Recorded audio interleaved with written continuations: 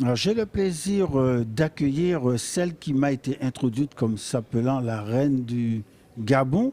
C'est simplement parce qu'elle est la seule déléguée dans ce pays. Audrey, C'est je ça. suis ravi de pouvoir converser quelques instants avec toi. Le Gabon, l'Église adventiste au Gabon, il y a combien d'églises, de membres d'églises? Alors, merci de m'accorder ce temps de parole. Je suis Fais monter ton effectivement, micro.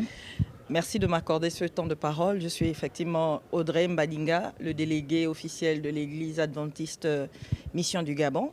Mais je ne suis pas venue seule. Je suis venue dans le cadre donc, de l'Union Mission de l'Afrique centrale, donc, qui compose 5 pays, et dont le président de cette union est le pasteur Assiénin. Donc l'Union Mission de l'Afrique centrale, c'est 5 pays. C'est le Gabon, la Guinée équatoriale, la Centrafrique, le Congo-Brazzaville et bien entendu la Guinée équatoriale. Ok, ce sont tous des pays francophones? C'est cela, et sauf la Guinée équatoriale qui parle l'espagnol. Ok, donc on a au total dans cette union combien d'adventistes?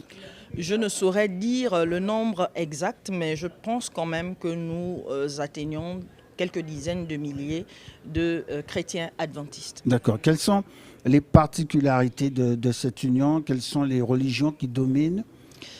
En ce qui concerne, je préfère donc rester focus sur le Gabon parce que c'est vraiment là que j'ai l'expérience des religions. On va dire que la première religion qui domine au Gabon, c'est la religion chrétienne, mais bien entendu, le président étant musulman, et il y a une très forte communauté musulmane qui est installée au Gabon. Donc, on va dire que les religions qui se partagent la population, c'est la religion chrétienne dans un premier temps, suivie de la religion musulmane. Et donc, nous essayons d'avoir, on va dire, si on parlait en termes d'entreprise, notre part de marché du Par rapport à peuple. cela. C'est ça. Voilà. D'accord, tout à fait. Alors, quand on parle de l'Afrique, on parle automatiquement aussi de grande diversité linguistique, ethnique.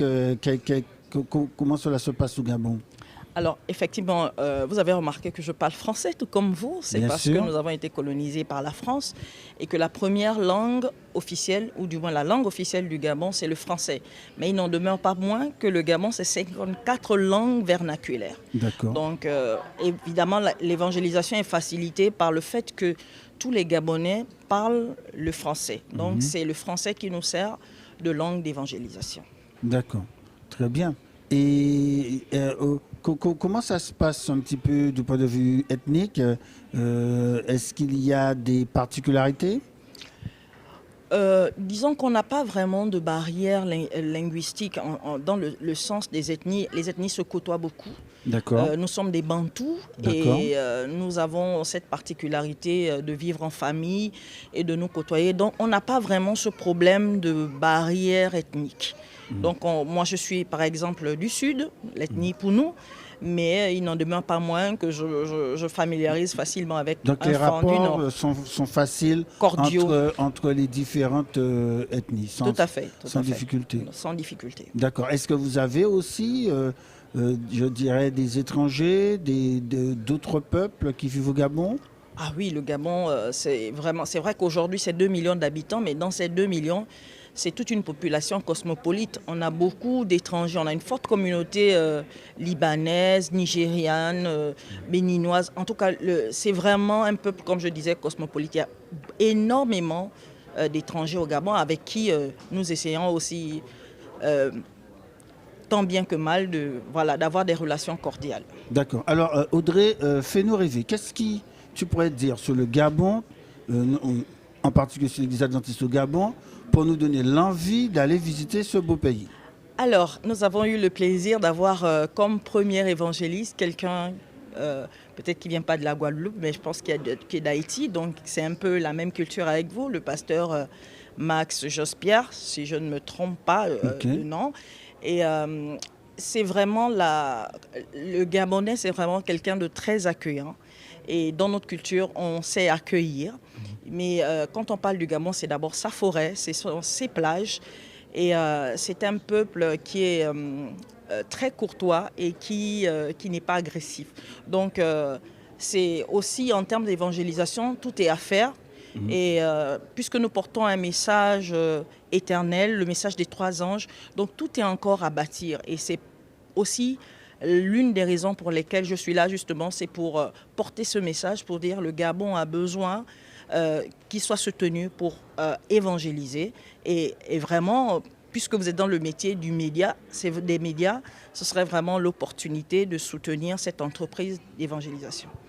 Eh bien voilà, c'est bien, le message est lancé puisque tous les francophones à travers le monde pour entendre cela. En tout cas, ça nous donne l'envie d'aller au Gabon, hein, puisque si on prend juste exemple sur toi, eh bien tu es souriante, tu es accueillante, donc ça nous donne vraiment l'envie d'y aller. Alors je vais juste poser une dernière question puisque tu es tout de même délégué ici à la conférence générale. Est-ce que c'est la première fois?